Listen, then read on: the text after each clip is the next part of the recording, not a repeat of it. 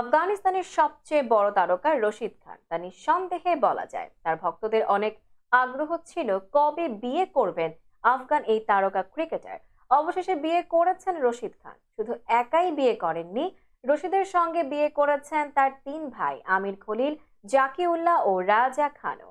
বৃহস্পতিবার আফগানিস্তানের রাজধানী কাবুলের ইম্পেরিয়াল কন্টিনেন্টাল হোটেলে শুভ কাজ সারেন রশিদ খান ও তার তিন ভাই। তবে তাদের স্ত্রীদের নাম বা পরিচয় জানা যায়নি।